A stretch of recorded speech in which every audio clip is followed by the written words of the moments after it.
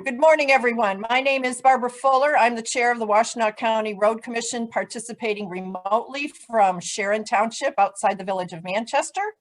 Welcome to our working session of Tuesday, February 16th, 2021. Emily will provide us with some housekeeping details about how people can participate either on the Zoom channel or remotely by phone. Emily. Thanks, Commissioner. So before we start the meeting, there are a few housekeeping items to cover. If you'd like to make public comment during the public comment portion of the meeting, we'll provide instructions and prompt you to how to do that at the appropriate time, and we'll give you instructions on how to virtually raise your hand. The chat feature on the Zoom meeting is enabled, but only for technical support if you're using your computer or smartphone. If you're experiencing technical issues with audio or video, please submit a comment in the chat and I'll try to help you troubleshoot.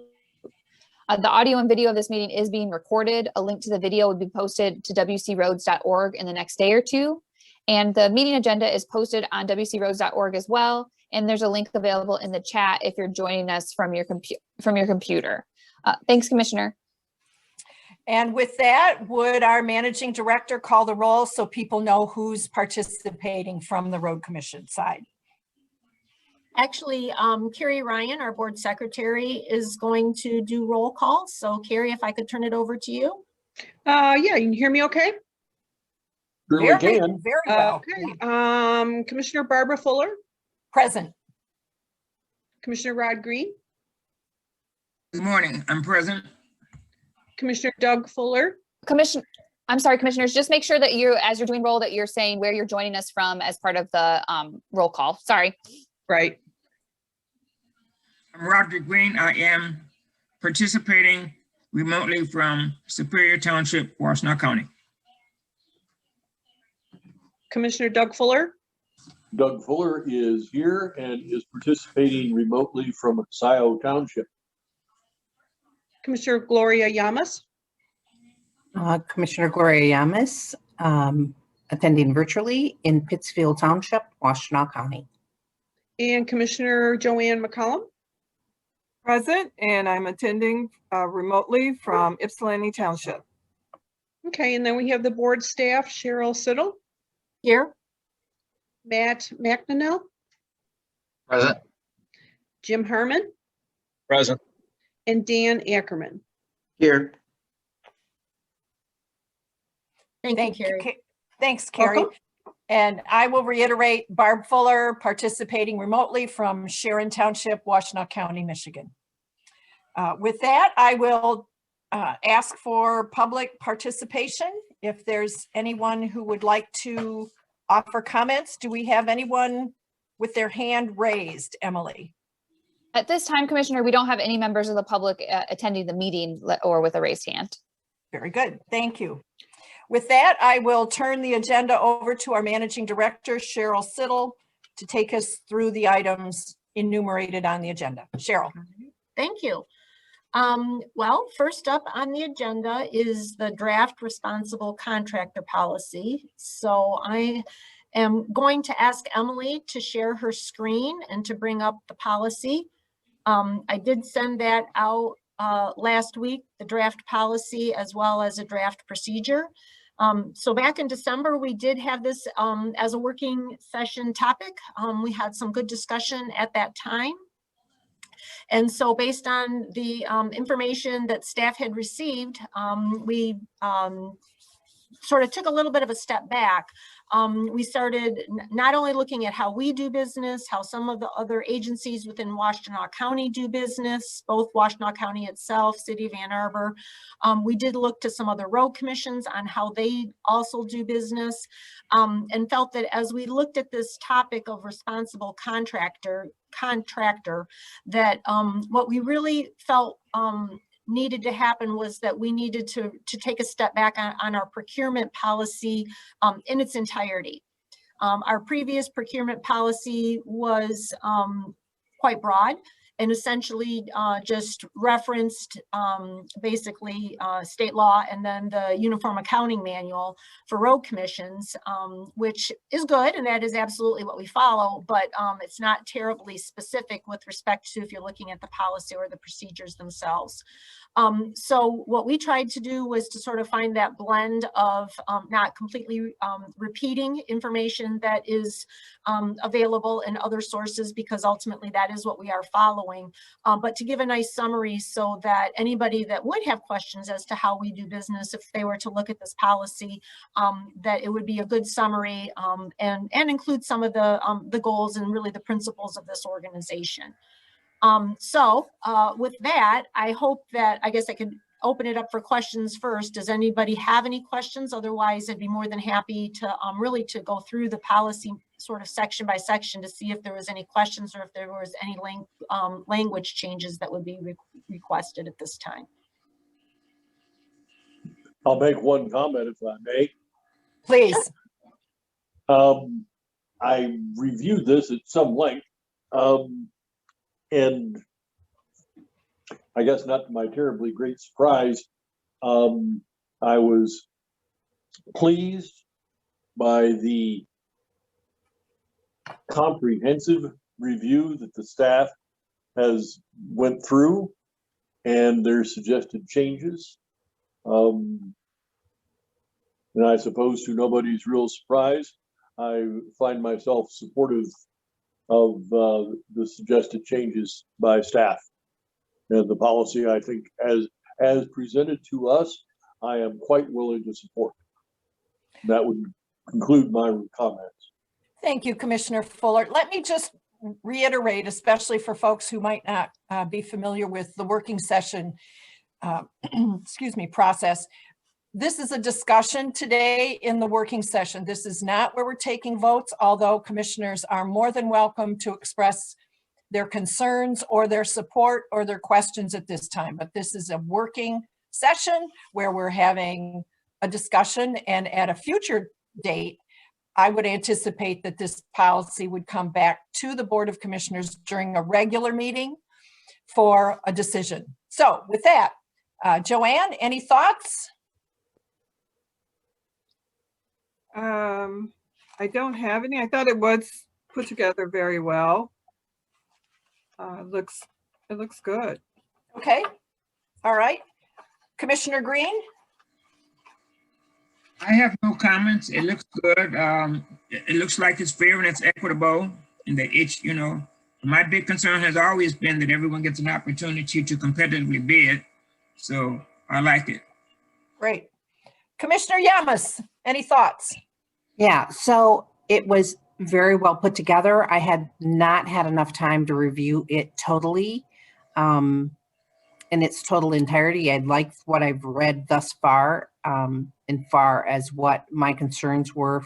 And I, like usual, Cheryl, you do an excellent job. I want to continue. You know, if I have any questions, I think I will text you, but it was, I like the way that you're able to simplify really complicated issues. Well said, Gloria. Well said. Yeah. So Cheryl, what's your pleasure? All right. Well, I guess based on that, I just would like to reiterate that this was a collective effort. So thank you for the comments that were made. This was well vetted by staff. Obviously, at the end of the day, should this be adopted by the board, staff would be expected to execute. So I always want to make sure that they are comfortable with where this is going, because they are the ones who would be expected to carry this out. And so as usual, having gone through all of this and looking at it from a variety of viewpoints, then Emily took what was complicated and made it easy to understand. So it was definitely a group effort. But if we are comfortable with the policy as it has been presented, I am more than happy to put the procedure up there and we can just sort of ask the same set of questions. Or I say I, Emily, please. And likewise, if there's anything in the procedure that is good, bad, needs to be edited, the intent here really was to be a little bit more prescriptive as far as the actual steps that we would be taking and what we would be looking for and the types of projects, what would apply to what. So that was sort of fundamentally, you know, where we were coming from with the procedure itself. So if I could hand it over, Barb, if you want to sort of lead that part of it. Certainly, certainly. I'm going to follow the same process that I did on the policy. So Joanne, do you have any comments, concerns, reflections on this draft procedure? I think it was put together very well and it's self-explanatory. Thank you. Looks good. Commissioner Green, So I have one question. Where are please. bids typically posted? I'm sorry, Rod, did you say are the ads typically posted? The bids, yes. The bids, okay. So Yeah, normally, the ads for bids, yeah. yeah. So the advertisement for bids, we've been using for the most part something called Bid Express. So they are posted online. But one of the things that we have explored, and when we're done with the procedure here, I would like to ask Emily to pull up our website. So I think that there's some modifications that we can make to our website to enhance the information that's there under procurement. And one of them can be that if anybody's interested, they potentially could sign up for notifications. So at least then they could, you know, at least have a little bit of a heads up, as opposed to, they're always welcome to visit the website, but at least in that manner, they would have a little bit of a heads up that additional information or advertisements may be up there, invitations to bid, so to speak. So a contractor who might know nothing about the road commission can actually go to our website and find out how to procure a bid. Correct. Or how to seek a bid. Yes, that will, a lot of the information is there, but that is absolutely what the ultimate intent is. So if we need to make changes, we're prepared to do that. Okay. Thank you. And anyone can sign up for notices, it sounds like, so that when another posting goes up, you get an email that says, if you care, go here. Correct. I mean, ultimately they would have to meet whatever criteria, whatever that specific project might involve. You know, there would be specific criteria that would be outlined in that specific invitation to bid, so that they were aware of what the qualifications would be for that specific project. But anybody could sign up for the notifications, absolutely. Does that answer your question, Commissioner Green? Yes. My primary concern, I realize that people like maybe Cadillac Asphalt and others have expertise and a long-standing with the road commission, and they're probably going to be favored, you know, in certain instances over others. But I'm just, you know, trying to make sure that the playing field is level, and that anyone who wants an opportunity to seek a bid gets that opportunity and is aware of the opportunities that we have for them. Correct. Understood. Understood. And we will make the information as, again, easy to find and as easy to understand as possible.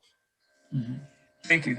Commissioner Green, do you believe that disadvantaged business enterprises have adequate access to the internet to take advantage of what has just been described? I don't know. That's a tough question, Madam Chair. I'd like to think that they do. Okay. But I think we have to be creative to make sure that they have an opportunity to take advantage of them. I mean, you know, they're for a reason. Yeah. Because the playing field has not always been level. So whatever we can do to make others aware of the opportunities that the Road Commission has, I'm in favor of that. I would ask you that if you know of channels or places where we might have a notice appear that says, if you're interested in future bid opportunities, sign up here. Right. As a way to reach out to communities that might not necessarily be on Facebook or know about Bid Express or. So if anyone has a suggestion like that, Cheryl, would it be okay for them to forward those kinds of opportunities to you or to Emily so that we might grow our list of where we post this type of information? Yeah, absolutely. I mean, at the end of the day, I mean, we benefit by having the broadest spectrum of bidders on a project. So we certainly don't want to narrow that list arbitrarily ourselves. So if it's a matter of pushing the information out, it's public information. And again, we want as broad of a spectrum as possible. Thank you. Do we keep track of the number of DBEs that apply for projects? Just I think it depends on the type of work, Rod. Certainly on the bigger, the road and bridge projects, the bigger state and federal projects, we have all of that information because it's a more established process. I don't know if historically we've kept that information with respect to some of our smaller locally let building projects. okay. So do we send, does the Ann Arbor IPSI Chamber know about us in this way? Is it possible that we would, or are there other business associations or groups that, again, I'm relying on our collective hive mind here to come up with new places to spread the word, and anything anyone can do to help us with that would be greatly appreciated. We're not pretending we know where everybody looks every day for these kinds of things, but we'd like to make it easy for them to do that. So let us know. Commissioner Yamas.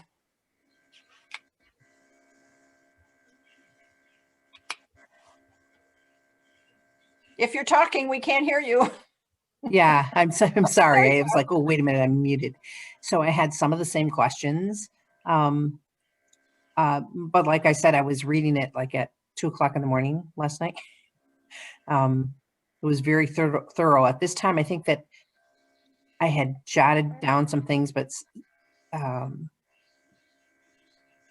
Rod brought up, Commissioner Green brought up a lot of the things that I was thinking about, and that you also mentioned. So that's pretty much what's on my mind. As I got further down, I was thinking about what I sent and what we wanted to do. And I think it's, pretty much there. I want to say it's there, but I really need to review it some more. Understood. Thank you. Commissioner Doug Fuller. Not much to add to what I said earlier. I think the staff has done a truly remarkable job of going through this. The concerns that Commissioner Green and Commissioner Yamas echoed are certainly important questions that we have been struggling with, in particular, since the failure of the newspaper industry pretty much broadly in the state of Michigan. We've got a paper in the Upper Peninsula, the Mining Gazette, and we've got the State Journal in Lansing. We've got the Free Press and the News. And that's broadly it. We don't have a place to advertise bids. Out of professional interest, I subscribe to sometimes a tiring list of road commission websites to let me know what counties are bidding what, and that's just professional interest. I don't know of any county yet, with a possible exception of Lenawee, that has a good public source for people to go to. The one suggestion I might make that we could explore is if Ypsilanti Ann Arbor Spark might be interested in having opportunities sent to them from us. I don't know personally that the chamber has such an exercise, but certainly we could inquire from the chamber if they would be interested in having that information to forward to their members. Great. So, and I'll be quiet. Okay. The only comment I'm going to offer is that I went through the document that Commissioner Yamas had provided to us back in July of last year. And I literally went item by item to see if the concerns in that document from Commissioner Yamas were incorporated into the matrix that staff put together. And frankly, I was flabbergasted at how coherently staff managed to put this into a matrix. And I literally went through and I believe it's covered. But Commissioner Yamas, I really look to you to make sure we didn't miss anything that was significant that isn't covered either literally or in general by inference. So last call for comments on the procurement procedure document. Barb, I just wanted to add in terms of our procurement, all solicitations go on our website, and there are links to 2 online products, Bid Express, which is used by both engineering and operations for locally let road projects. Okay, so road construction, road maintenance activities. Those links are also sent to the County Road Association and put on their website under their bid page. So there's even a broader audience, and many of the vendors and contractors that we work with follow our website, and they follow the CRA website. They follow Bid Express very closely. And if they're registered with Bid Express, things of interest are pushed to them. On the other side, we use BidNet, and that's another procurement program, and that's used for materials and other services, materials, nuts, bolts, hydraulic fittings, batteries, gravel, limestone, and the list just goes on and on and on. And that goes on that product. That product is particularly suitable for those types of procurement activities. So we're using both effectively. Honestly, they have become the go-to in response to Commissioner Doug Fuller's comments, the lack of a newspaper. So we've gone to electronic and online, and the industry, the vendors and contractors have adapted very well to that. And we're also seeing evidence that those solicitations are actually pushed out. Blue Book is monitoring it. So there's brokerages, procurement brokerages, clearinghouses that are monitoring these solicitations. And I think it's not entirely transparent to us, but I think they're pushing it out in different areas even more broadly. So just some additional perspective from boots on the ground. Yep, appreciate that. Thank you. Thank you. Any other staff comments to share with us? This is really informative. This is great. Thank you. Just one comment that I had was certainly that MDOT, anything, just a reminder, anything that's got federal or state funds goes through the MDOT bid letting process. And again, I shared with you the latest letting for the February. Yeah. And anything that's got those state and federal funds, it goes through the MDOT. And the actual contract with the contractor is the state of Michigan. And then we have an agreement between the Road Commission and the state of Michigan to administer that project. So that's kind of the procurement side of state and federal funded projects. Thanks, Matt. Madam Chair, one final point, and the policy speaks to this, and something we've been using, collaborative bulk purchasing, municipal purchasing. We are member of a number of national and state and other local units of government collaborative purchasing associations. And we've used that for salt under My Deal, a state-run program, purchase pickups off of My Deal. We've a member of the City of Rochester's consortium, and we purchased equipment through that and found great value. Another example would be through Sourcewell, and they turned into a number of names now, but that's more on a national procurement program. And what that does is the procurement's already done. GSA would be another one on the federal level, where the procurement's done. There's essentially a number of services and goods available to municipal government like us. And as members, we're able to select those goods and services from those collaborative purchasing networks that we're member to. And we found that that's a nice complement to what Matt and I have described to you this morning. That can provide tremendous value as well. We can see economies of scale through that, especially think of salt. The prices per ton and the guarantee of material is a great example to ensure that we have the de-icing material for the wintertime. Thank you, Jim. You're welcome. So Barb, I just wanted to comment.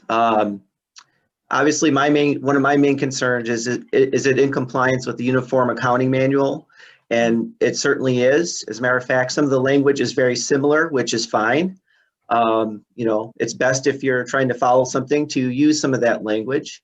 And I feel like the Road Commission's track record's been excellent as far as our procurement, and you know, very few times our organization saying that we do not have a fair process. And also, I'm just really impressed with upper management and how cognizant they are of purchasing habits. You know, I've been at the Road Commission over 26 years, and there's only been a handful of times where we've had to use the emergency clause. Very warranted. You know, for instance, the Dexter tornado, I believe, was one time, but it was very warranted. Staff was very mindful. You know, is this indeed an emergency? Are we following the proper process? You know, and something like an emergency, you could almost make anything an emergency, right? But I feel staff has been very, you know, we haven't gone there very often. And when we have, it's been just very thoughtful. And, you know, I'm just really impressed with, I feel everybody's just so above board with everything. And I'm just really proud of our procurement process that we had. And I think this will make it even stronger. Thank you. Emily, anything from you? Thanks, Commissioner. I was going to show, if we want to now, I was going to show the website and how we have things and some of the ideas that we had. Cheryl, do you want me to do that now? Yes, that was a nice segue. Okay. So let me pull up the homepage. So you're all familiar with wcroads.org. That's our homepage. So the procurement information is right under this column that's called Doing Business with WCRC, and it's right here at the top, procurement. And so I'm just showing you what our page looks like now, and then I want to talk a little bit about some of the other things I've seen other groups do that we could definitely do. So as you can see here, we've got a statement about our procurement. We've got a separation here about goods and services, like Jim was just mentioning, and then also, like Matt was mentioning, for constructions postings, we've got information there about Bid Express and what those things look like. And that's a bidding website, so trying to provide links right to there. And then below, we've got some information about our professional services bidding or advertisements. And then this is right now how we have our advertisements posted. So these are all of the recent ads to bid, RFPs that we've put out. And then if you click on each one, it has the information. It'll give you the link if it's posted on BidNet or Bid Express. It'll tell you which one to go to find your bid documents. So that's one, there's one posted for each of our bid advertisements that we have going right now, and you can go back as far as you need to. So that's how we've got it set up at the moment. Some of the things that I've noticed from other organizations like City of Ann Arbor and other road commissions is that others seem to have like a chart that shows, you know, the due date, bid description, bid number, contact info, the status of it, whether it's open or closed, and then a bid tab right there. So we could definitely, instead of this kind of blog version here, we could do it more of a table version that could show all of it. I should note that anytime you do a table on a website, it's inherently not very mobile friendly. So there are some tricks that I can do and that we do with our weekly roadwork schedule and a few of our other tables that we use. But I just want to put that out there that making things easy to read on your computer, it does not mean that it's necessarily easy to read on your phone. Our users on our website are about 50-50.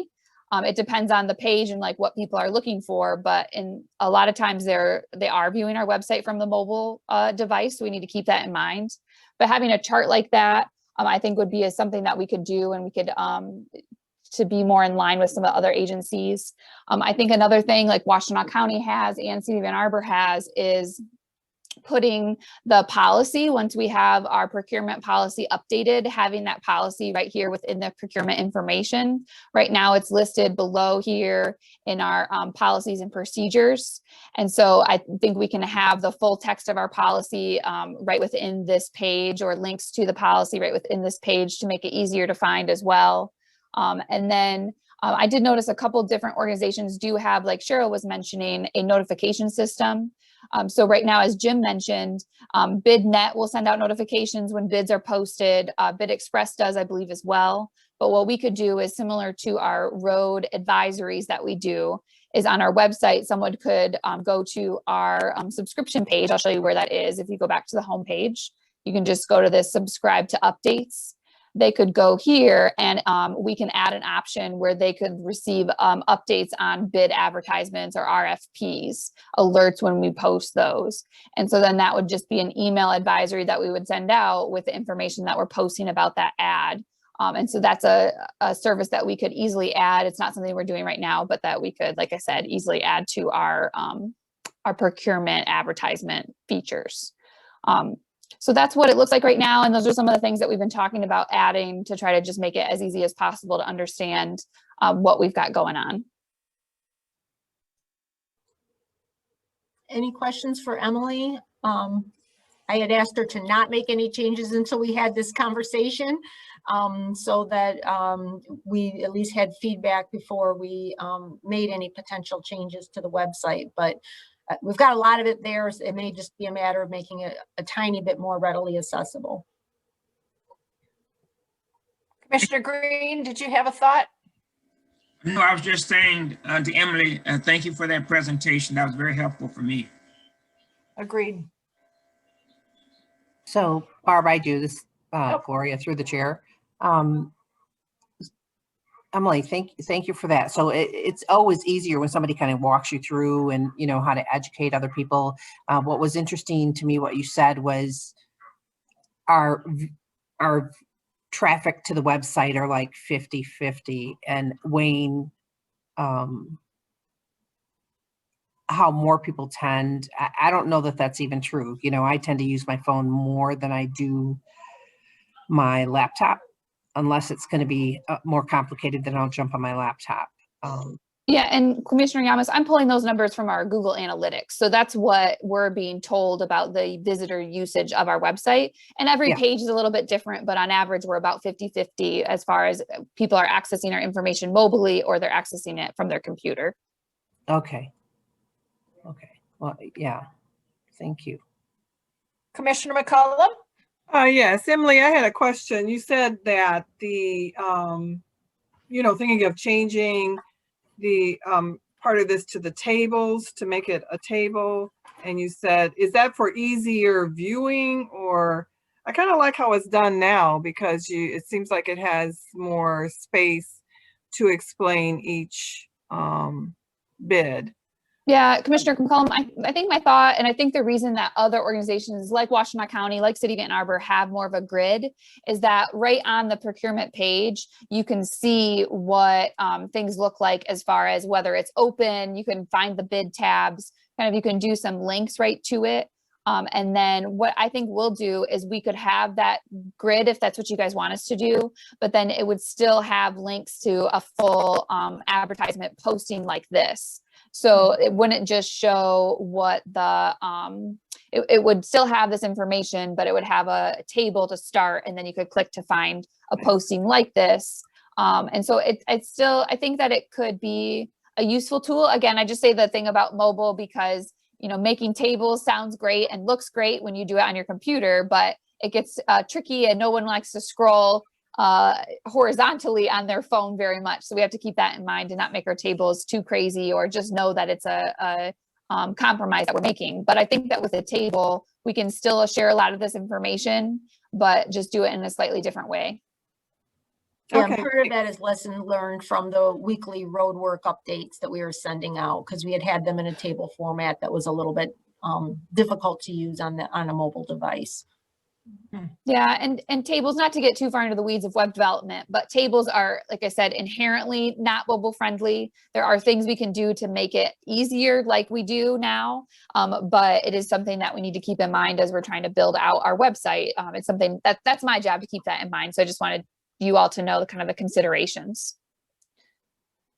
Commissioner Doug Fuller, did you have additional comments? I like what is on our website now. Okay. Tables have all of the inherent advantages and disadvantages that Emily has so gracefully brought up. They also have one more, is it's way easier to overlook what it is you're looking for on a table. So if you're looking for landscaping opportunities, and it's one line item out of 30, it can be glossed over. Long experience in contracting and the bidding processes have shown me that you can completely miss a bid opportunity simply because you didn't see it in a 1.5-page chart. So I like the format that we're using. That doesn't mean that we couldn't, in addition, have the option for people to flip to a chart that are, so inclined. Genesee County Road Commission, for example, uses charts. And if you are insistent on finding what you're looking for, or alternatively reading everything that's on the chart, you can derive what it is you're looking for. The other thing that Emily brought up that I really liked was the idea of notification. So if a particular contractor, and smaller contractors generally are more focused. They're concrete guys, they are landscaping guys, they are whatever, kind of noticeably subcontractors. So if they could sign up for all the notifications that had to do with landscaping, and it automatically came to them the day it was posted, oh, road commission's looking for landscaping on this project, or the road commission wants to do landscaping on roadside mowing, or whatever that is, the notification process would be a really good way to get people flagged. Oh, my God, here's an opportunity for a concrete block wall, which we don't have very often, but we do put one up every now and then. So I liked that idea a lot. Thank you. My final comment, and I will be brief, is to be mindful of how long it takes for something to load on either a website or a phone. For people who, again, don't have broadband, sometimes these sophisticated websites get choked trying to load. So I don't know how that works, whether there's a way to compress information but just, all these ideas are wonderful, but it adds complication to the back end of all of this. And I just don't want it to reach a point where it's so fancy that nobody can use it. So any further comments? This has been great. Thank you. Madam Chair, I just had one. Certainly. Yeah. Commissioner Doug Fuller mentioned landscaping opportunities. Would that go under road work and construction at the top, or is there someplace else where someone who might be interested in landscaping opportunities and the like? Typically, that would go under our goods and services. If you see here, the examples given would be like mowing, janitorial service. Yeah, exactly. Thank you, Emily. Okay. This is crazy. Cheryl talks and Emily highlights. Simply amazing. She reads my mind most of the time. She does. Oh, I see. Okay. Thank you very much. Madam Chair, Yes, sir. I think it's important also to recognize, and the policy describes this, things go on these online bidding networks based on value, based on estimated cost. So if something's $400, we wouldn't put it on BidNet as an example. We may simply, per the policy, solicit phone quotes for something that small and procure it in that fashion. It's when we get up to a certain value that we utilize the public bidding process, the sealed bid solicitation process. So it's not every single purchase that we make. This is reserved for, I'll describe it, the bigger stuff.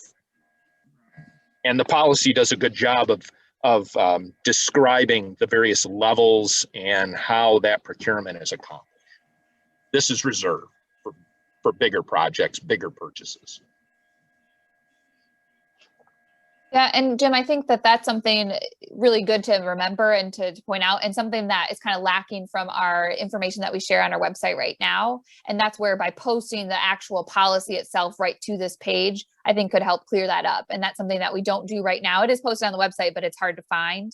And our procurement policy, as we know, existing, isn't very detailed. So once we have this new one in its final form, then we'll post that and help to clear that up as well. I know that was a question in our previous conversation, so. Thank you, Emily. Thank you. If there are no further comments, I return to Cheryl to keep us moving here. All right. Well, next up on the agenda actually is a break. We are slightly ahead of schedule, so yes, I know. So knowing And that I need Rodney, one. you do need one? Okay, so then I was gonna say we can do that or we can keep going. But if there's any interest in a break, why don't we do that? And then 9:50, does that make sense, Commissioner Fuller? I think that's great. Okay, 10 minutes. great. Go. See everybody at 9:50.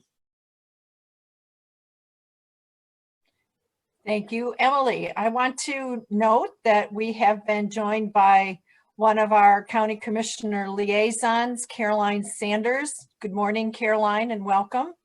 And I believe Commissioner Schenk was here while we were on break, but she might have gone on to other things. But I just would like the record to show, and anyone listening, that we've been joined by Commissioner Sanders.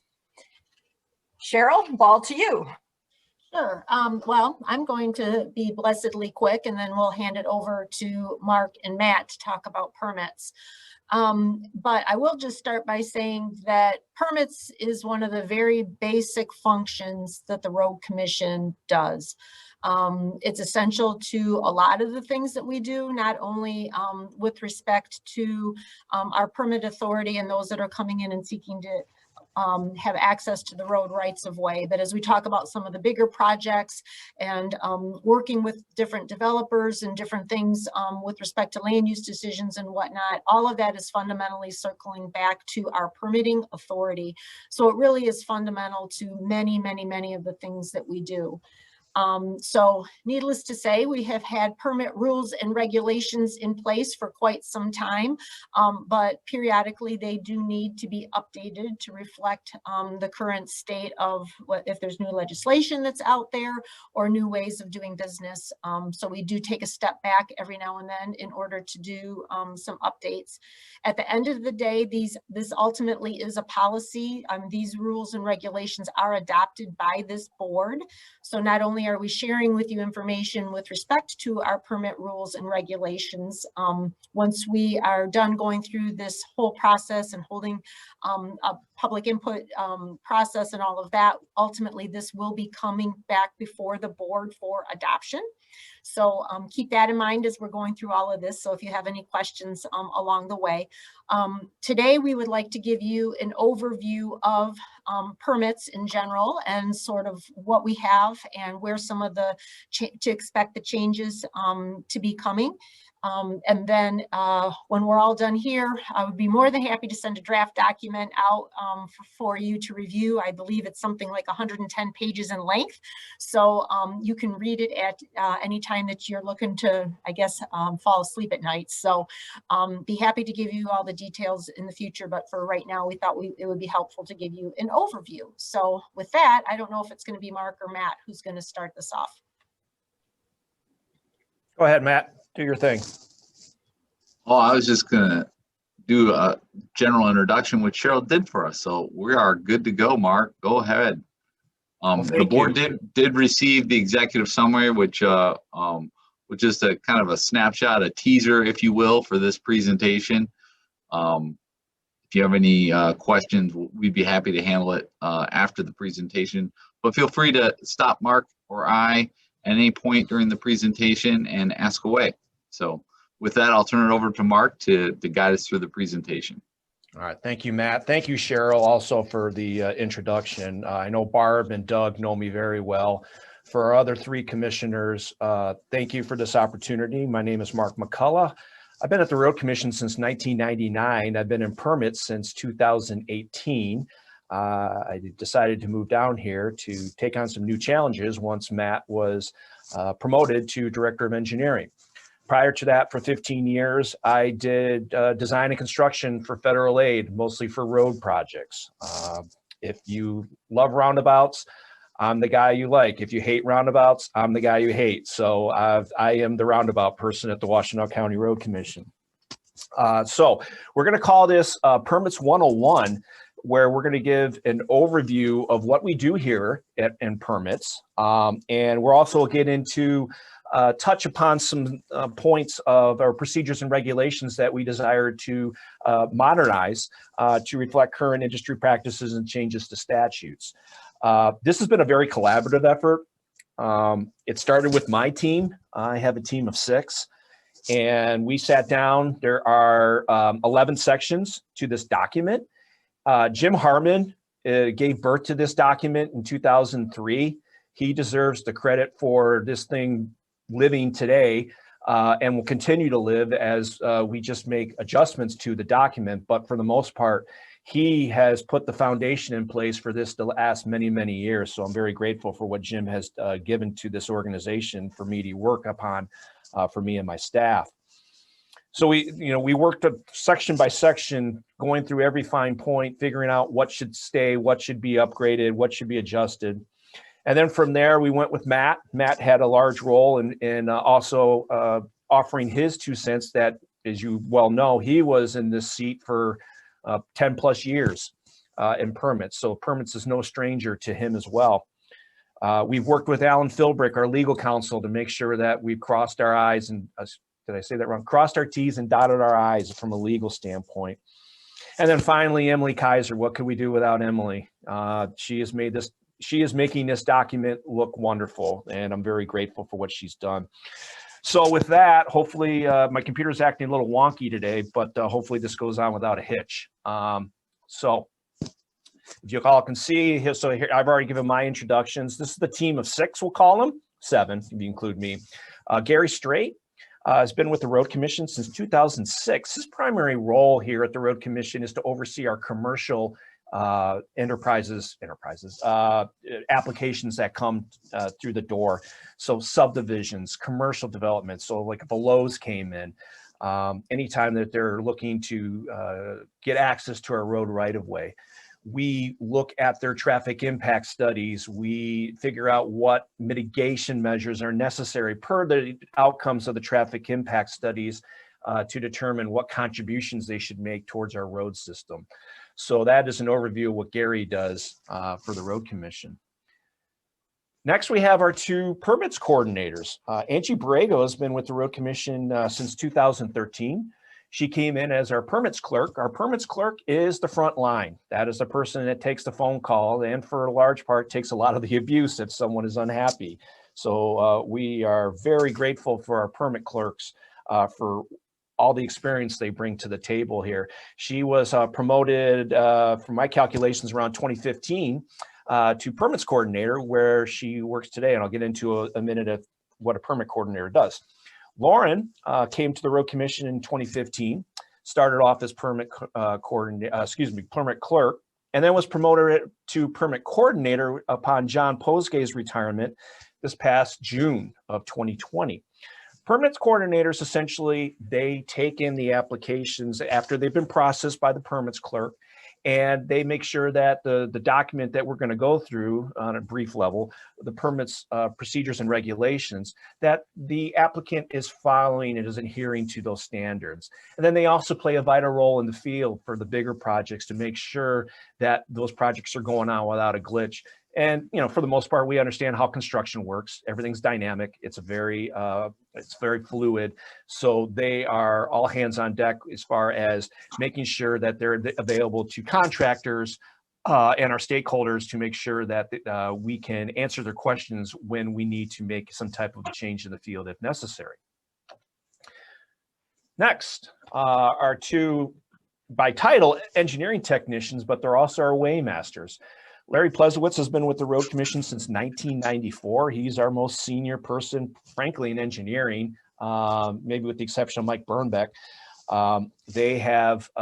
He's been here for a long time, came from Canton Township. He does many things, actually. He oversees permit activities and construction, but in the summer times, he is also loaned out to federal aid projects as an inspector. So you could see him on a major reconstruction project or just a mill and fill. Jared Powers, he came to the Road Commission in 2010.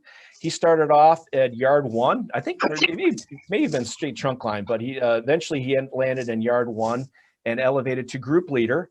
And then in 2018, elected to come when we had an opening to become a permit technician, engineering technician for the permits section. So like Larry, does a lot of inspections in the field, our eyes and ears, but also he is a weighmaster as well as Larry is. And during seasonal weight restrictions, which is probably coming up pretty quick here within a month, they're out on the roads making sure that oversized, overweight vehicles are staying off the roads that are not designated for those types of use during seasonal weight restrictions, and following state statutes as laid out in order to ensure that patrolling our roadways to make sure that our assets are being protected, whether it be bridges or our roadways. And then finally, Lisa Jones, our permit clerk, current permit clerk, she came to the Road Commission in 2016. She was our frontline phone call receptionist, currently Sam's position. And she came over to the permit side last summer when Lauren was promoted over to become a permits coordinator. So we're grateful to have Lisa and her experience on the team. So that's an overview of our team. So what is our purpose here at Permits? Well, frankly, we are the guardians of the road right of way. That's really the simplest I can say it. We're here to protect the road system. Many of our stakeholders have rights to be able to use the road right of way, whether by statute or just frankly common sense. And it's part of that, we make sure that things are done in an orderly fashion. I like the term we like to use here and permits is that things don't become the wild, wild west, where it's chaotic, unorganized. And then down the road, it's an intersection could look like very utilities, underground and overhead utilities are everywhere to the point where it's important we need to manage third-party activities to ensure that not only that we have usage for people for today, but we have to look down the line decades from now to make sure that there's space available for new technologies that we haven't even thought of yet to be able to utilize the road right of way. And then obviously we want to keep our right of way safe and convenient for the motoring public. So this is kind of a cross section. Give you an example of the broad width that we deal with here in permits of the road right of way. You have your underground utilities. Some are under the road, sometimes they're outside the road, so behind the curbs. What this picture isn't showing are aerial usage, so telephone poles is like we like to call them, with cable electric lines hanging on them. But it's more than just utilities. It's driveways, it's landscaping, it's multi-use paths, sidewalks. So there's an array of things that happen within our road right-of-way that our permit coordinators, our technicians, our clerk, and our engineers have to manage to make sure that the public's best interest is kept and that we're keeping things safe and convenient for the motoring public. So what type of permits applications do we get here at the Road Commission? Well, it's simplifying it. It really comes down into two bins. We'll call them right-of-way permits and transportation permits. So the right-of-way permits are what you would consider driveway applications. So someone wants to build a home and they need to get access to our road. A subdivision is being built. There's 200 units in that subdivision. They also need access. It's just different. It's similar but different to a residential driveway. You have your utilities that we talked about, aerial or underground, and then miscellaneous applications. So someone wants to build a multi-use path. Somebody wants to plant a tree in the road right of way. Those types of things would fall under our miscellaneous applications. So those are what we consider our right of way permits. Transportation is the big trucks that move on our roadways. And basically in statutes, they're only allowed to have so much weight per axle based on their configuration. They can only be so wide, so long, so tall per the Michigan Vehicle Code. And all a permit really does is allow them to exceed those limits, whether it's weight, whether it's width, whether it's length, or whether it's height. And those permits are what we issue to give them permission to be able to go from point A to point B within the Washtenaw County Road right-of-way, where it makes sense for us to allow those types of exceptions. So this just gives you a glance by the numbers, and 2020 is kind of similar to past years. So this is what the numbers you see here are pretty common here. The right-of-way applications that we received overall was 863. That doesn't mean it wasn't issued. So you see there's only issued 845. The reason why there's a difference in them is sometimes they carry over into another year. Sometimes a permit applicant submits something, but then decides they don't want to go through it anymore. So that's why the numbers never, frankly, equal each other. But you can see residential right now is really hot. People are building a lot of homes in Washtenaw County and frankly, United States right now due to mortgage interest rates being so low. Commercial was, 71. Sorry, I was thinking that was utility for a minute. I'm like, that's not right. So commercial applications, so your big box stores, your subdivisions, that's 71 applications that were received. Utilities were 417, so that's your AT&Ts, your Verizons, your Comcast, your Detroit Edisons, gas and electric, consumers, whatnot. And then just the miscellaneous sidewalks, trees, any type of drainage in the right of way, want to do some ditch work. So in total, that summed up to 845 permits issued in the calendar year of 2020. And then the other bin that we talked about, transportation permits that were issued, 1,370 for special moves. So Emily, this is where things we'll see how daring this gets, but I'm going to try to go out of this presentation and give you an overview of our website here at Permits. So bear with me if this blows up. Emily, what do you see right now? We can see the website. You're good, Mark. You can see the website? Yes. Okay, thank you. So right here in the middle of the home page that we have right here is apply for a permit. So there's two ways to get to that. You could either get permit applications with the tab on the top or just click as a quick link right here. And essentially this gives an opportunity for our stakeholders to be able to issue, in order to submit a permit application to the Road Commission. Now these are non-transportation, so these are the right-of-way bins. So we have our right-of-way applications, and then it's broken down into 4 categories. We have our commercials, so that's the stuff that Gary Strait does, the big box stores and subdivisions. We have our residential, so that's when John and Jane Smith want to build a driveway for their new home. And then we have the utility right-of-way permits for the AT&Ts, the Comcasts of the world. And then miscellaneous, anything that doesn't fall within those 3 umbrellas falls into the miscellaneous. And then so there's 2 ways to do so. You could do a fillable online, where essentially the person on the other end, the applicant, will enter the data, and that'll go to our permits clerk. And then the permits clerk will take that, record it, sort it, and assign it to one of either an engineer or our permit coordinator. Likewise, they're able to, there we go. Likewise, they could submit a PDF. And it's just really the same information that eventually gets sent through email with the plans that they submit to the permits clerk. The permits clerk then receives any types of fees that are correspond with that application, processes it, and we're off to the races, and we start with the review process. Going back to, then we have under other subsections of the permit page. So when someone is secures and has a permit issued to them, basically we ask them that they notify us of starting work. That way we know what's going on within the road right of way. If someone calls us and says, hey, something's going on Dixboro Road, and at least we have a general sense, because we know someone's given us notification that they've started work on Dixboro Road, that we can tie the two together and figure out what's going on.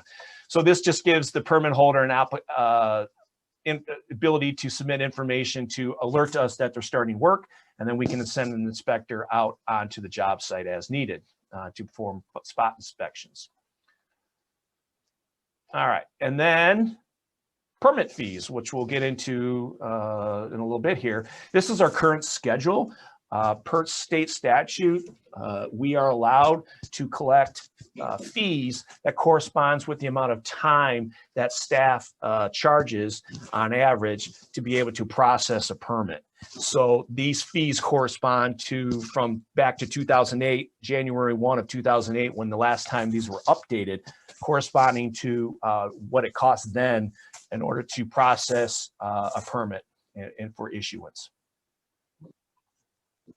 Next up, seasonal weight restrictions. This is going to be pretty soon. We're going to get a lot of phone calls at our front desk saying, when are they going to go on? When are they going to go on? As soon as they go on, when are they going to come off? When are they going to come off? And that's understandable why that's so, because it's big in business when they can't get goods from destination A to destination B.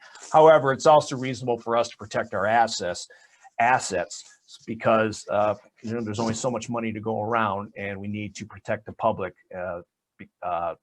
so that the roads don't fall apart. So this gives information to what's currently going on with seasonal weight restrictions. Right now, it is not effect. That's why it's suspended, and it's dating back to last year. Once they are back on, as determined by Matt McDonnell, our county highway engineer, obviously he talks with others people before making his final decision. This will then state that seasonal weight restrictions are on. I presume to say it's green at that point, but I'll talk to Emily about that. So that just gives information on that subject. Frequently asked questions: where can what are seasonal weight restrictions? It goes into oversized, overweight. Where do I learn what's road public or private?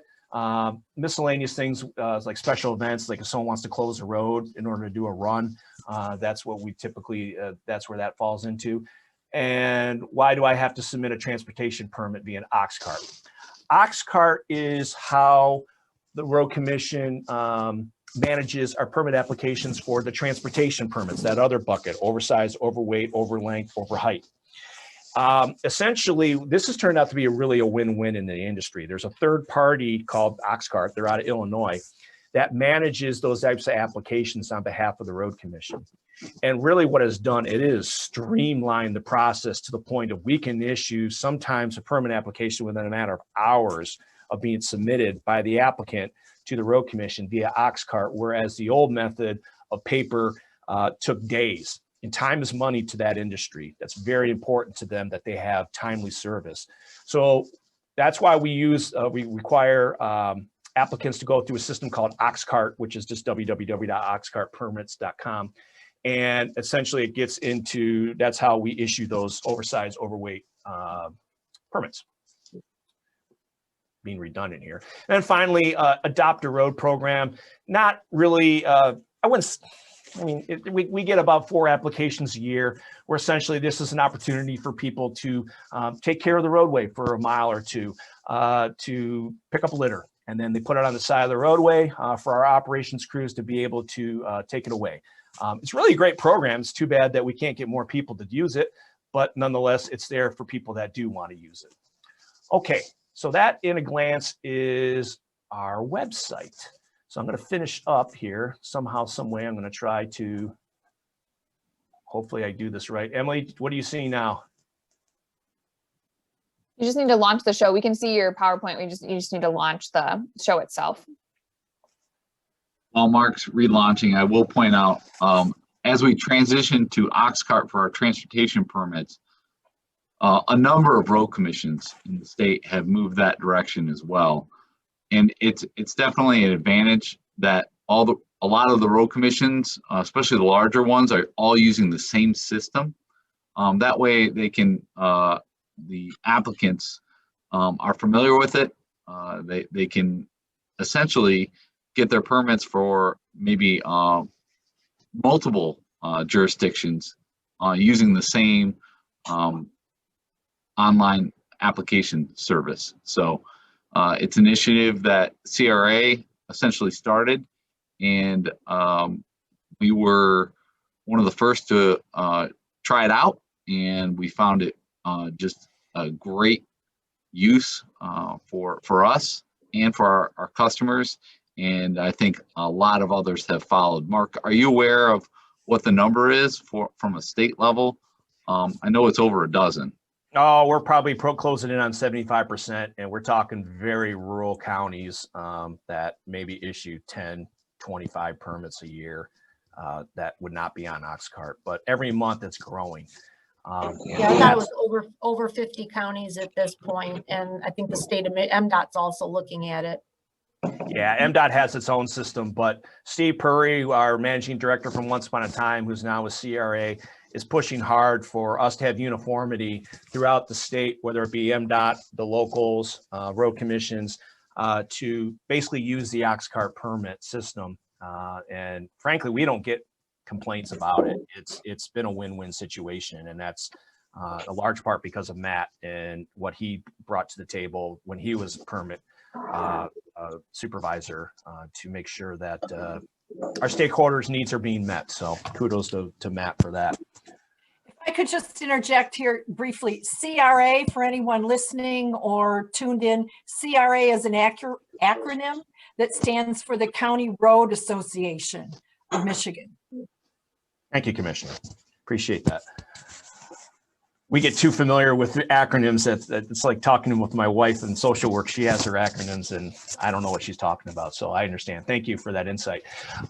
So segue now into the procedures and regulations, the document that we are, where our applicants or stakeholders are required to follow when they issue a permit, and once a permit is issued for them to do their construction. So this is where we looked at the document and we're modernizing it in order for it to be current for industry practices and changes in statutes. So 2021 review, like I said, we reflect legal changes, reflect industry changes. We've had new subsections, and we simplified certain sections where we could. Simplification is a wonderful thing when you can do so. Just a couple highlights as far as some changes that came, legal changes. Small cell, this is a wonderful thing from my perspective, but it's all relative, I guess. In order for people to have access to internet, especially with working from home, this is going to provide 5G. That's what the 5th generation small cell. This is not something that the Road Commission has any decision matter on. It is a decision that has been by the state of Michigan. They say, basically, Road Commission, when you get an application for a small cell device, you shall process that in X amount of days. No ifs, no ands, no buts, with very few exceptions. So we reflected our rules and regulations to update that statute. And then the Americans with Disabilities Act, something that's very important. We want to make sure that all users are be able to use the right of way, whether by foot or whatever, what their disability is. So we're reflecting changes in the rules and regulations so that when people propose construction, that they take those matters into account as required by federal law. A couple of new subsections that we're adding. What's really big now is non-motorized facilities, which are wonderful.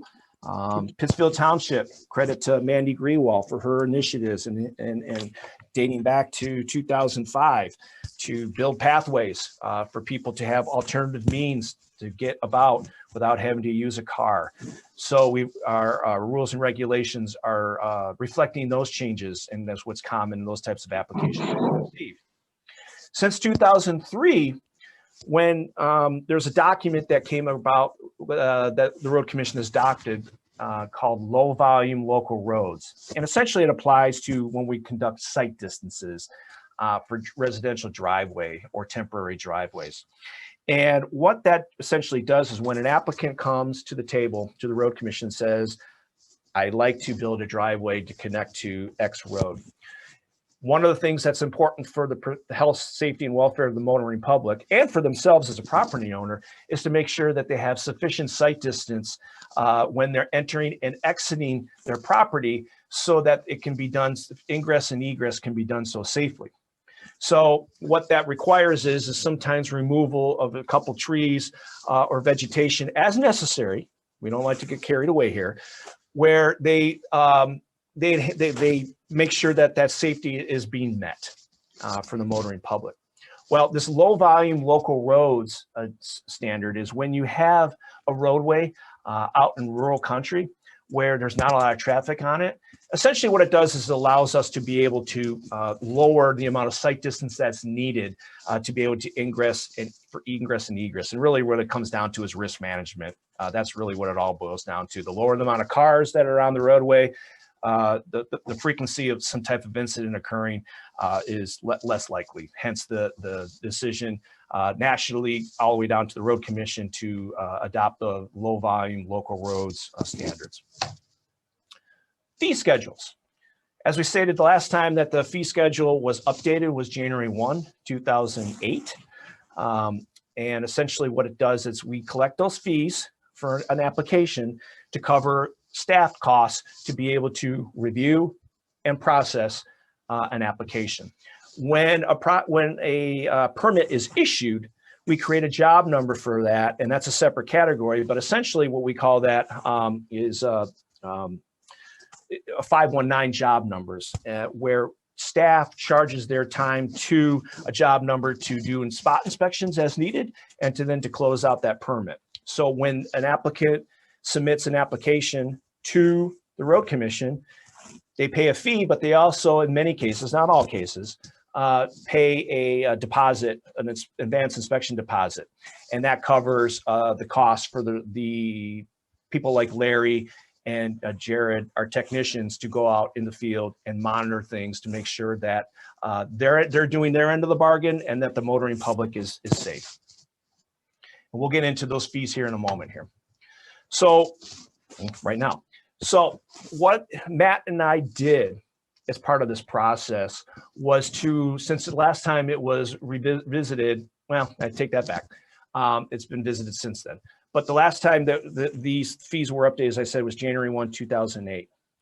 And we went through an exercise to see what is the true cost on average that's happening today for the types of permits that we process. And are we recouping a fair amount of money, reasonable amount of money to be able to cover our costs as allowed by state law? Now, ultimately, this will go through a process where we're going to get input from the public, and then ultimately our board will make, the 5 of you will make that final decision as far as what is fair and reasonable. But from a pure standpoint of cost, staff costs, looking at historical data, we went through the typical applications that we received, and we're going to we are making recommendations as far as what we feel those costs should reflect today to break even. So for examples, for driveways, we've broken them down into an uncurbed. So consider this no curb and gutter connecting to a roadway, whether it's paved or gravel, no curb and gutter. Excuse me. So those applications are $100. Once upon a time, it was $150 in the 90s and it got lowered to $100. we are proposing on average, it's costing us on average $150 to process that permit. Hence why we're recommending that it go up from $50 from 100. Curbed approach, this is your subdivisions that are, let's say in Pittsfield Township, Ypsilanti Township, the newer subdivisions where there's no site distance that's going on, where we're not going out on the field. I skipped ahead here. The difference between a curbed and an uncurbed is the site distance that we put into studies that we put into, where we go out, we set a target, we make sure that there is safe and reasonable site provided for that proposed location for ingress egress onto the site. That's for the uncurbed. That's where it costs about $150 on average.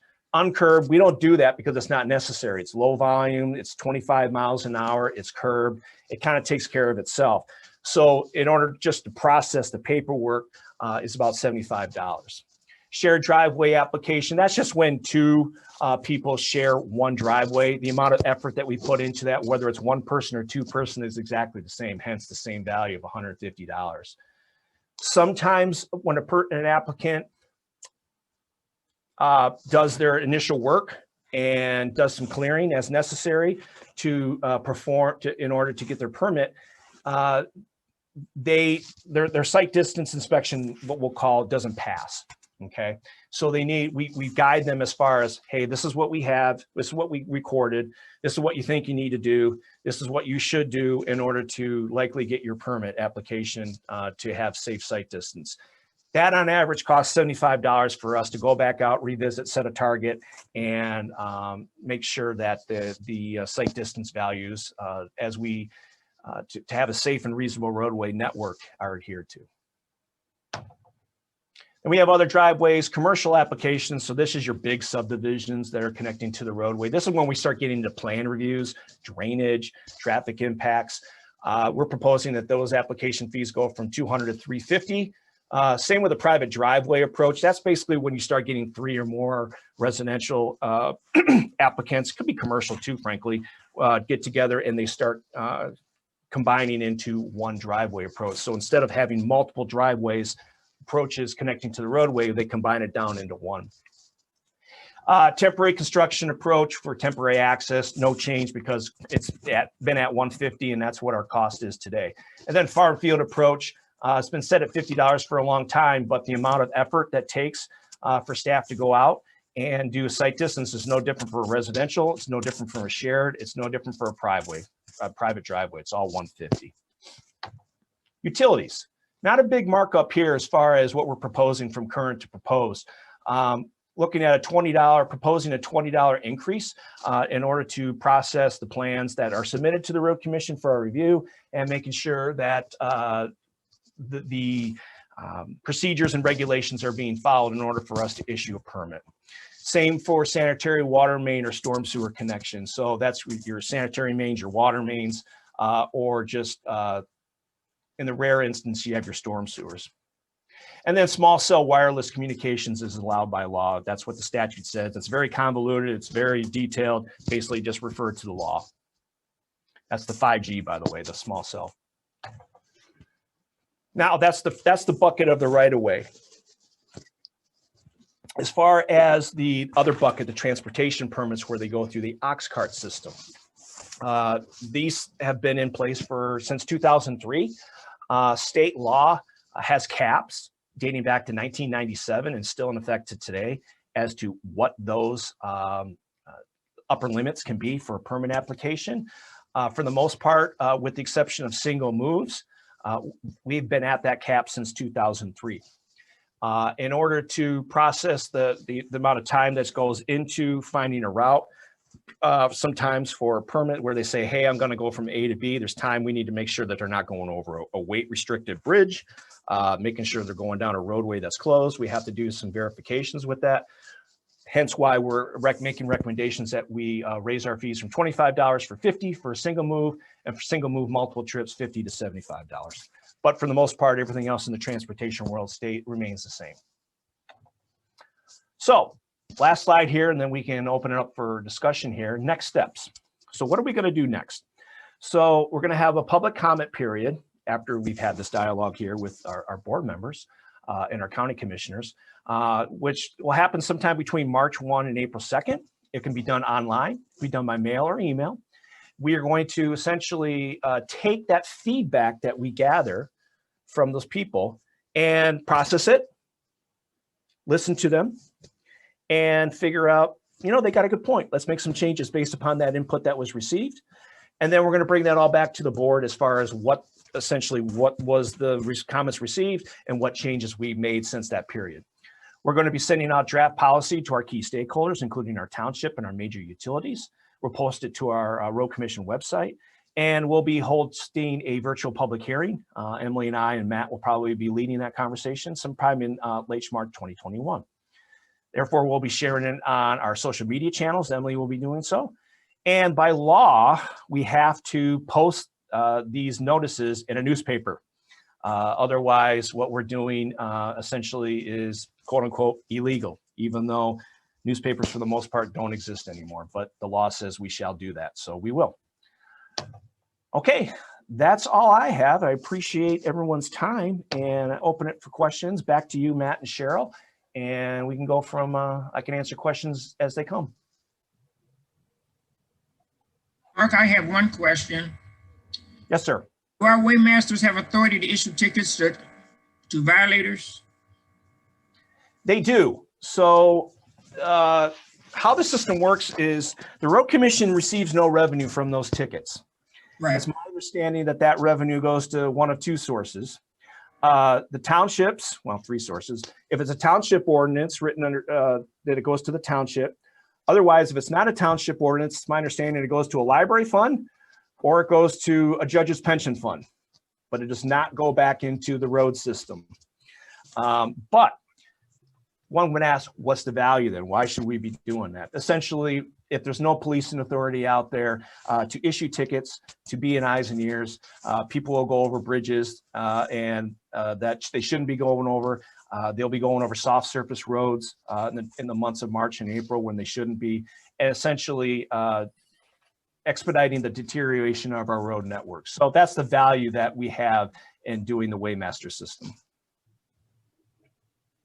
Yeah, commercial vehicle enforcement is very critical during that seasonal weight restriction time. We've got to protect our assets.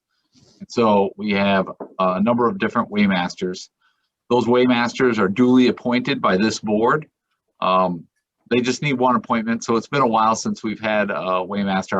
Our last one, I believe, was Jared Powers, and he was appointed by the board as a waymaster. So we have 3 waymasters currently. And they have the ability to go out and do commercial vehicle enforcement throughout the year, but their focus really is during seasonal weight restrictions. So who's our third waymaster? I only have 2. Craig McGregor, he was hired in as an engineering technician in permits. He has since moved over into the construction area where his supervisor is Aaron Burkholtz, but he does help out during seasonal weight restriction, and he is a duly authorized waymaster as well. And waymasters have the authority to write tickets, right? I mean, it's correct. Different than just... It's written into the statute that the duly authorized folks can write tickets under certain portions of the law related to commercial vehicles. They can't write speeding tickets. But it's really focused in on, like Mark described, being overweight for axle, being over length, over width, or over height. Thank you. Commissioner McCollum, did you have a question or a comment? Yes, thank you. Mark, I have a question. Yes, ma'am. Do you issue permits for companies that are putting in pipelines? And if you do, what type of safety measures are considered for that permit?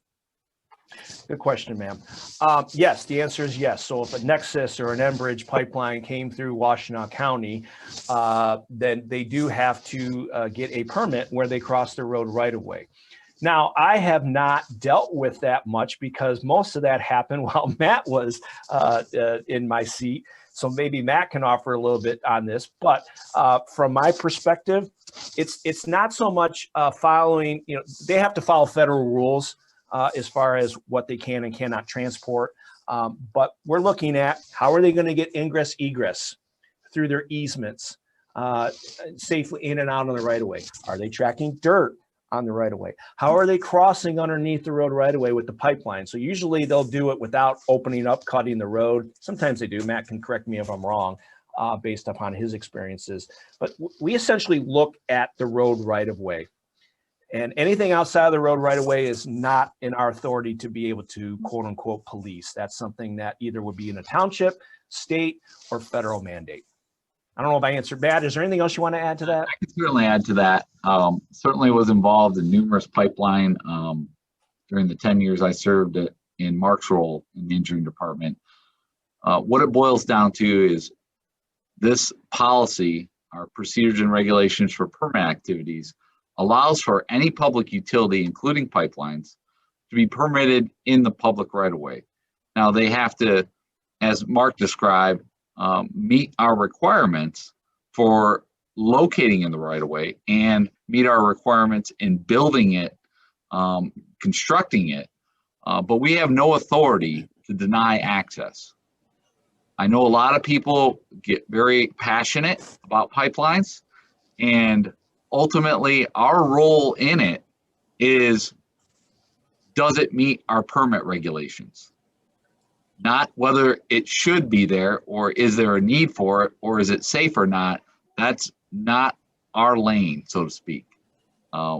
We are merely there is, does it meet the permit regs, and is that infrastructure that's being proposed to be permitted in our right-of-way appropriate? And we do verify whether it's a public utility, whether they have a right to access the public right-of-way, and then we review the plans. Oftentimes it's going on at the same time they're getting all their clearances from Eagle or the EPA. That's all going on at the same time typically. In fact, a lot of times they've already accomplished that hurdle, so to speak. Usually they're a lot closer to construction when they're engaging with the road commission. There are times where they also are going through and doing condemnation or easements, and we may get involved with that. But that's more a legal matter. But they have a right to be within the existing right-of-way. Yeah, and to take it one step further, what Matt said, a lot of that also applies to commercial developments and haul routes, where the road commission does not get involved in land use decisions. Those are strictly done by the township. So sometimes it's not uncommon for me to receive a phone call saying, hey, road commission, what can you do to prevent this job from happening? And the short answer is we can't. If the applicant follows our procedures and regulations, we are required by statute to issue them a permit. Whether or not that development occurs is essentially done through the township, through their various planning and township board process. Commissioner McCollum, did we answer your question on pipelines? Yes, you did. Off topic, but it's very, very similar and related to commercial development.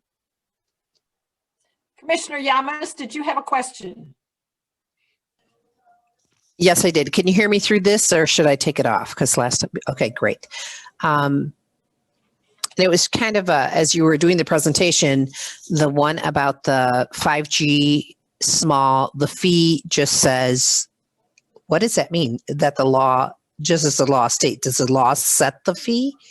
It didn't make any sense as all the fees were set there. Yes, ma'am. So within the state statute, the state legislator has determined what fees can be collected based upon the application that they're applying for, whether they call it co-locating, meaning that they put a device, a small cell device on an existing pole, or they're sitting a brand new pole in and putting their own device on that brand new pole. The law states exactly what we can and cannot charge. It basically says this is the amount you can charge. No ifs, no ands, no buts, no more, no less. Well, you could do less, but no more. Yeah, the permitting fee schedule, typically, as described in numerous statutes, we're allowed to collect our actual cost. In the case of small cells, they've capped it, and it's very complicated, like Mark alluded to, and it's very prescribed. So rather than restating the law, we just say refer to the law. Okay, that makes sense. All right, thank you. Commissioner Doug Fuller, did you have any comments or questions?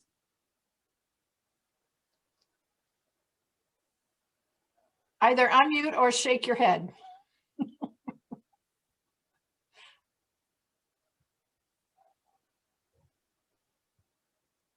Okay, Doug Fuller has no comments at this time, nor does Commissioner Barb Fuller. Cheryl. Well, with that, unless there are any other questions, our next steps will be, like I said, we will get you a draft copy of the rules and regs for your own reading pleasure, but we will start the public input process. So we will get this out for public comment in the beginning of March. And then we will certainly share with the board when we set the date for the public hearing itself. And then we will take all of that comment and make any necessary adjustments based on what we hear. And then ultimately you will see a potentially revised document come back before this board. And then we would ask for your blessing at that time. Cheryl, question. This is the document that's over 100 pages long. Is that correct? Correct. And are you telling us that you're going to create hard copy for each of the commissioners, or make it available as a link, or just so people know what to expect? We would send it out probably as a PDF. So check your email. Okay. If people have trouble downloading that, and you may, I mean, it's a big document, check in with Cheryl to see what to do about that if you want to look at the entire document. Yeah, we are more than happy. We can print hard copies. And actually this came up a little while ago. Carrie went ahead and has arranged for mailboxes to be hung outside the commissioner's office. So there's now individual mailboxes for each commissioner. So if you do want something that is hard copy, you can come into the building. We would just ask that you do the health screening ahead of time. Anybody that enters the facility is required to do that. But it's a real quick in and out. If you have no desire to spend any time here at the Road Commission, you basically can come in through the employee entrance to that back hallway, come right straight to the commissioner's office. You don't even have to go into the commissioner's office. The mailboxes are hanging just outside, and certainly pick up anything that would be there. So if you want something to be printed out, please let Carrie or myself know, and then we'll put it in the mailbox for you to pick up. Just as a reminder, you are required to wear a mask if you enter any buildings of the road commissions.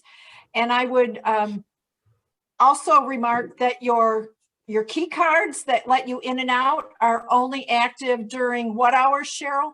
Just so people don't make a special trip on a Sunday afternoon and find the door won't open. Right. For the most part, it's business hours. It's slightly before and slightly after 5 days a week on Monday through Friday. They do not work if it's a holiday, and they do not work over the weekend. And what are those hours? Okay, Jim, if you could help me on that. I don't remember the exact hours. Sorry, that wasn't a trick question. 6:30 to 4 or 5. I don't remember. I can certainly let you know afterwards if Jim doesn't remember. I'll bet Jim remembers. I think it's a half an hour before and a half an hour after the normal business hours. What are those hours? Is so it that would 7 be 6:30 to 4. Got it. So the building is open from 6 to 4:30? 6:30 to 4. Okay. Monday Everybody through got Friday. that? Just so you don't make a trip and Well, and just to clarify further, the building is not open to the public. We still are closed only by appointment, but it is open to those that have key card access. Right. I just want to clarify. No, that's important. And our key cards only work on the employee entrance, which I call the back door, right? Actually, we did change that. They do work on the front door as well. Okay. I referenced the back door to make it as simple as possible because I know some people have had reservations about entering the building. So if you come in the employee entrance, really there's very few of us that are here right now. So you can go straight through the back hallway, straight to the commissioner's office. Like I said, you don't even have to enter the commissioner's office. The mailboxes are hanging right outside of that. So we're trying to make it as simple as possible if you need to come into the building. but they do work. Your key card does work on the front door these days.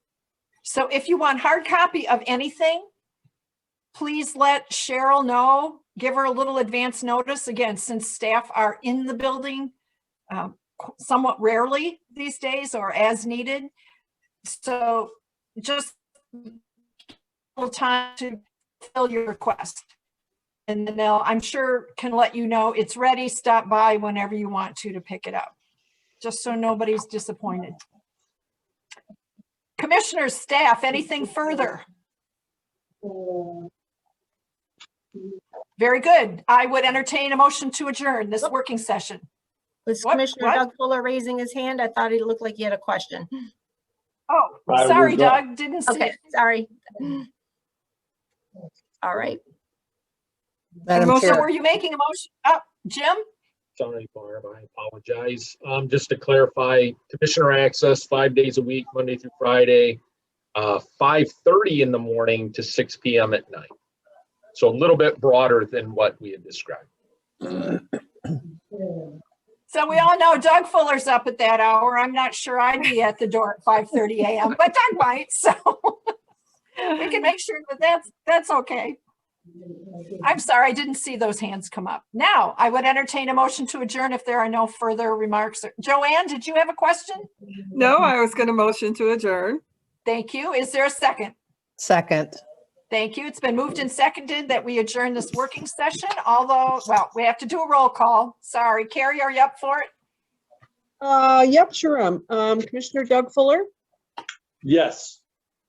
Commissioner Rod Green, Yes. Commissioner Gloria Yamas, Yes. Commissioner Joanne McCollum, Yes. and Commissioner Barb Fuller. Yes. We are adjourned. See everybody at 1 o'clock for our regular meeting this afternoon. Thank you, everyone. Thank you, Commissioner.